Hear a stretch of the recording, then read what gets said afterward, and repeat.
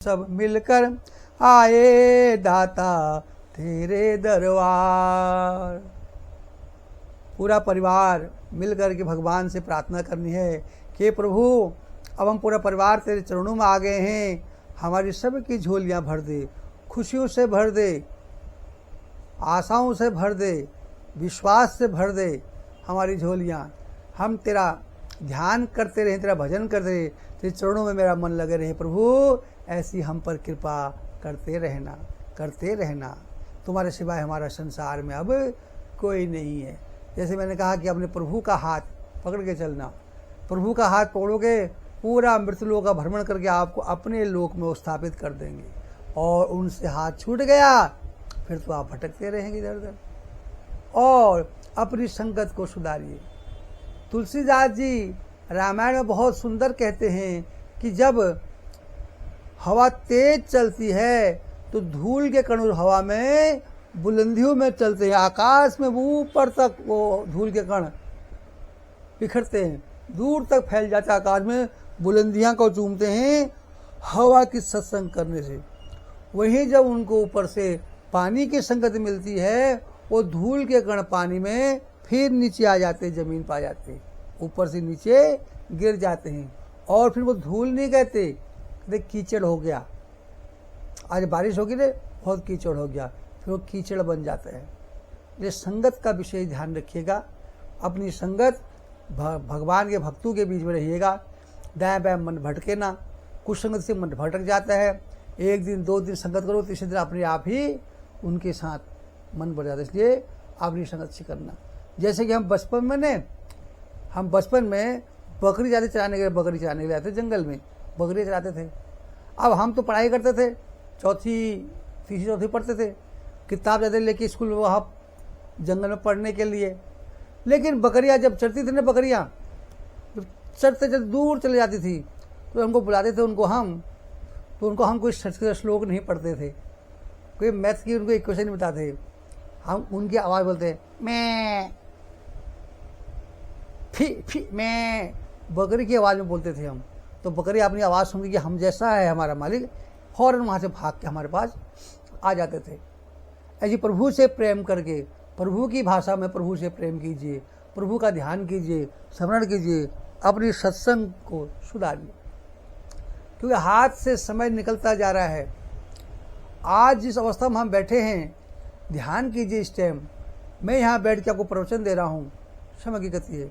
कहीं किसी का विवाह उत्सव हो रहा होगा, कहीं किसी का रोगा हो रहा होगा, कहीं किसी का मार पिटाई हो रही होगी, और कहीं किसी का घर में किसी की मृत्यु होने का रुंदन क्रंदन चल रहा होगा। ये समय की गति है, कब कहाँ समय आ जाए पता ही नहीं। लेकिन नित्य प्रति अपने भगवान का ध्यान करते रहिए। न उम्र देखिए कि आपको हो गया हम जवानी में करेंगे, अब जवानी का ना बुढ़ापे में करेंगे। बुढ़ापा किसने देखा है? अरे बुढ़ापे में जब दांत टूट जाएंगे, मुंह से बोला नहीं जाएगा, पैर हाथ पैर चल नहीं पाएंगे, तब भगवान की भक्ति क्या करोगे? भक्ति तो जवानी में ही की जाती है। जिसे जवानी अपने बस में कर ली, बुढ़ापा उसके कदमों में रहेगा। इसलिए अपने भगवान से प्रेम करते रहिएगा, भगवान से नित्य प्रति भजन करते रहिएगा।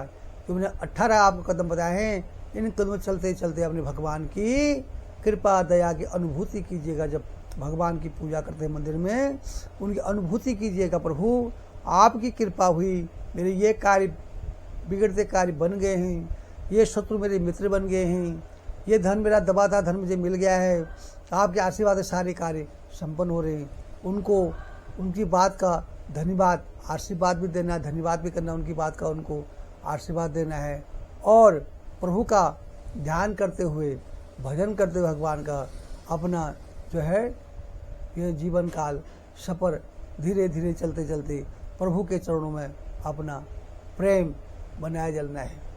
इसलिए सूत्र यही है कि भगवान से प्रेम रखना है, प्रभु से कभी विमुख ना होना। जैसे भगवान होते हैं सूर्यमुखी, सूर्य का फूल होता है, जब सूर्य उदय होता है तो जहाँ कोई सूर्य घूमता है उधर कोई घूमते रहता है, अपना मुँह उधर को घूमते रहता है। वैसे जहाँ जब सूर्य नारायण जी जाते हैं ऐसे हम भी भगवान तुम्हारे गुरुमुखी ईश्वरमुखी हो, जहाँ मेरे परमात्मा रहे उधर को हमारा मुख रहे, जहाँ परमात्मा घूमे उधर को हमारा मुख रहे, ऐसा ध्यान करते अपने भगवान का ध्यान करते रहिएगा, पूजा करते रहिएगा, उसका साथ कभी नहीं छूटेगा।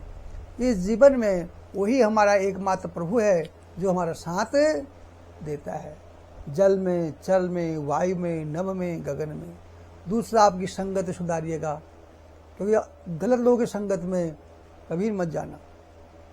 एक दिन संगत करोगे, दूसरे दिन करोगे, आपको अच्छा लगा, फिर आप वैसे ही बने रहो। इसलिए अपनी संगत सुधारना, अपनी अच्छे लोगों की संगत करो, अच्छे लोगों के साथ बैठिए, जो अच्छी बातें करें उनके साथ बैठिए, अपना जीवन सफल कीजिए। भगवान की यही कृपा है, सब पर कृपा बनी रहेगी। और प्रभु का ध्यान करते करते अपने परिवार का, सबका कल्याण करते हुए आप अपने गुरु का बताए हुए मार्ग पे चलिए, गुरुमुखी बनिए। गुरु से ही उद्धार होगा, गुरु ही भगवान तक ले जाएंगे। भगवान के भक्त जो हैं वही गुरु के ही से भगवान के भक्त बनते हैं। भगवान उन पर ही कृपा करते हैं जिनका माली होता है। बगीचे में वही फूल सुरक्षित रहते हैं जिस फूल का माली देखभाल करता है, नियमित उसको खाद डालता है, जल डालता है, उसमें उसको धूप दिखाता है, वो फूल ही अच्छा खिलता है। बाकी फूल तो आधे होगी मुरझा के जाते हैं। इसलिए भगवान का भक्त वही खिलता है जिसने गुरु बनाए हैं, जिसने गुरु धारण कर रखा है। गुरु समझ आपको ज्ञान देगा, खाद देगा, विवेक देगा, बुद्धि देगा, शक्ति देगा, सामर्थ्य देगा, और भगवान के पास आपको खड़ा कर देगा द्वार पर। ये तुम्हारे परमात्मा है, जाके मिल लो। जैसे बगीचे के लिए माली जरूरी है, वैसे ही भक्ति के लिए गुरु की जरूरत है, गुरु आवश्यक है। गुरु बिना ज्ञान नहीं मिलता है। भगवान के पथ का रास्ता गुरु ही दिलाता है। इसलिए अपना गुरु धारण कीजिए, अपना गुरु बनाइए, उनसे गुरु दीक्षा लीजिए, गुरु मंत्र का जप कीजिए, गुरु की सत्संग कीजिए, और नित्य प्रति अपने घर में भगवान की पूजा कीजिए। 6 महीने में, साल भर एक बार अपने घर में भगवान सत्यनारायण की कथा ऐसे अनुष्ठान कीजिए, इससे घर की नेगेटिविटी खत्म हो जाके पॉजिटिव वे में घर का वातावरण बने। अपने बच्चों को संस्कारित कीजिए, हाय हेलो छोड़ करके, गुड मॉर्निंग छोड़ करके, प्रातःकाल जब उठ के स्कूल को जाते हैं सब भगवान के मंदिर भगवान को प्रणाम करके जाए। उनको ये नियम सिखाइए। सीधा जब स्कूल जाते हैं पहले भगवान को प्रणाम करना है, माता पिता दादा दादी हैं उनको प्रणाम करके तब घर को आपको स्कूल को जाना है, या कितनी भी देर हो जाए। परमात्मा मार्ग सुबह करिए, और बाहर से आकर के भी अपने माता पिता को, दादा दादी को, भगवान को प्रणाम करना है। प्रभु आज हम स्कूल से शिक्षा ग्रहण करके आगे आपकी कृपा से अच्छी शिक्षा ग्रहण करी है, हमारा बुद्धि का विकास हो, माता पिता का और वृद्धजनों का आशीर्वाद सर्व बना रहे, उनके चरण छूने हैं। अपने बच्चों को ये शिक्षा संस्कारित करनी, शिक्षा देनी है। यह कितने भी बड़े हो जाएं, जिसके घर में शिक्षा होगी उसके बच्चे अपने आप ही ऊपर उठते जाएंगे, आकाश की बुलंदी को छुएंगे, सरस्वती उनकी जुबान पे होगी, लक्ष्मी जेब पे होगी, और क्या चाहिए उनको। इसलिए सब अपने बच्चों को संस्कारित कीजिएगा। हेलो हेलो गुड मॉर्निंग छोड़ करके उनको भगवान के चरणों का, भगवान के उनको ले जाना कि हमारे प्रभु हैं, सबके आसरा हमारे हैं। ये मत करना कि तुमको मैं पढ़ा रहा हूँ, मैंने तेरी फीस देनी है, मेरे गोविंद ने फीस देनी है। बेटा ये गोविंद हैं, हमारे सब हमको देने वाले यही हैं, यही करें कि अपने बच्चों को पढ़ाओ, यही आपके लिए पैसा की व्यवस्था कर रहे हैं। ऐसे बच्चों के दिमाग में ये बात डालिए, उसको संस्कारित कीजिए, उनको लगे कि भगवान हमारे सब कुछ है, पापा नहीं है, पापा से बड़े भी बड़े पापा हैं।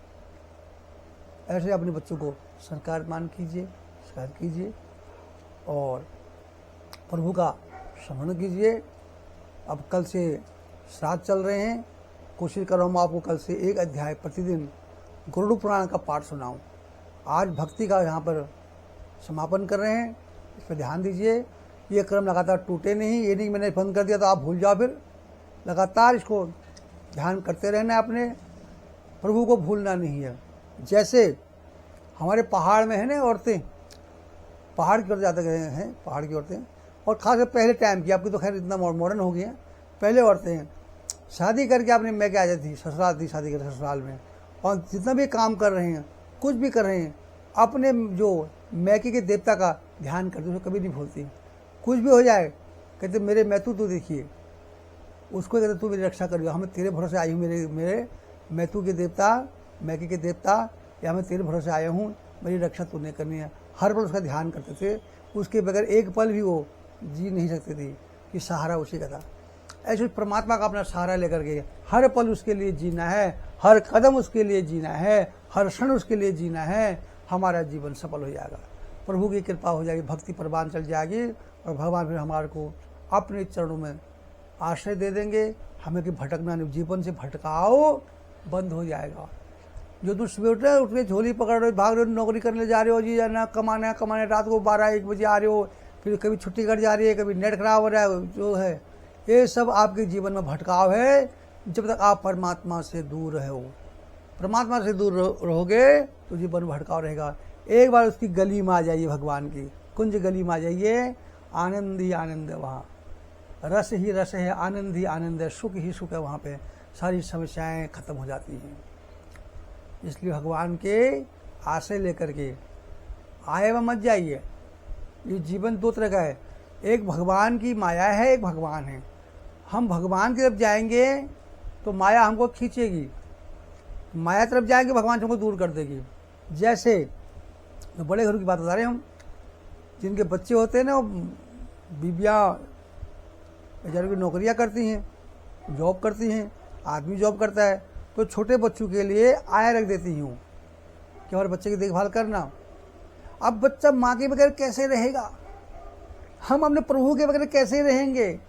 कितना भी सुख मिले, कितना आनंद मिले, उसके बगैर सारा सुख निरस है। ऐसी बच्चा दिन में अपनी माँ को याद करता है, भूख लगती है उसको, माँ को याद करता है, माँ माँ माँ माँ बोलता है, तो दाई क्या कहती है उसको कि माँ की याद ना आए, उसको देती है हाथ में झुंझुना, खिलौना, वो छुन छुन छुन छुन छुन छुन छुन छुन करता है, उसकी आवाज़ देती है, आवाज़ आ कहाँ से आ रही बच्चा, उस आवाज़ के चक्कर में अपनी माँ को भूल जाता है, उस झुंझुने को झुंदा झुंदा वैसे ही सो जाता है, वो माँ को भूल जाता है। यही हाल हमारे जीवन में भी है।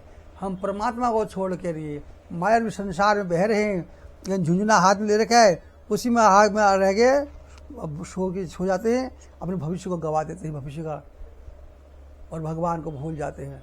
इसलिए उस माया के रूप में, दाई के रूप में ना आकर के, दाई के कहने में ना करके अपने गोविंद के साथ मिलिए, गोविंद के साथ जुड़िए, गोविंद का स्नेह कीजिए, गोविंद का प्रेम कीजिए, भगवान का स्मरण कीजिए।